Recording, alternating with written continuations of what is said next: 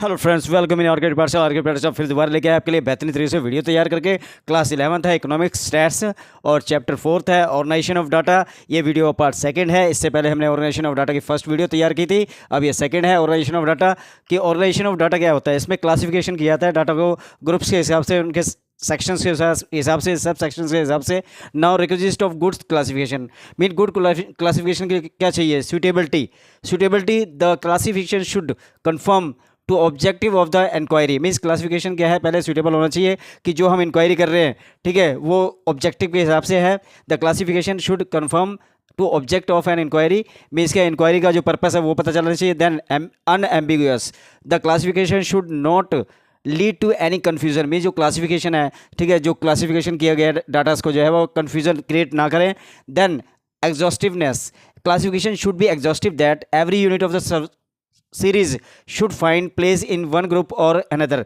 Means क्या है कि क्लासिफिकेशन में क्या है, जो ग्रुप होता है, सेक्शन, सब सेक्शन, डिपार्टमेंट, सब डिपार्टमेंट्स में क्लासिफाइड कर दिया जाता है, जिससे जो इजीली जो समझ आ जाता है उसको।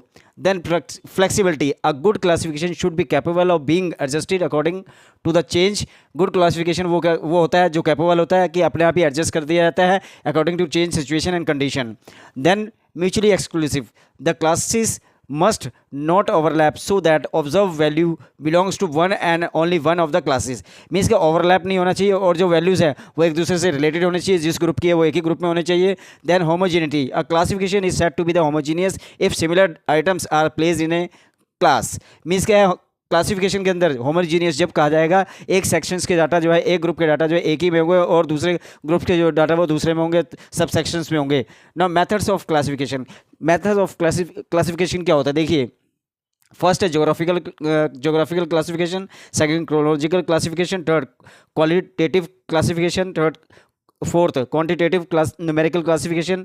Then data is classified according to geographical location. ये लोकेशन के हिसाब से जो है इसमें क्लासीफाई किया जाता है। Data is classified with the respect to different period of time. इसमें डिफरेंट पीरियड ऑफ टाइम्स के हिसाब से क्लासीफाई किया जाता है। देन क्वालिटेटिव क्या है? Data is classified on the basis of descriptive features. उनके फीचर्स के हिसाब से इसमें क्लासीफाई किया जाता है। Then data is classified on the basis of feature which can be measured. उनके फीचर के हिसाब से मेजर किया जाता है। I hope you like this. Thank you very much.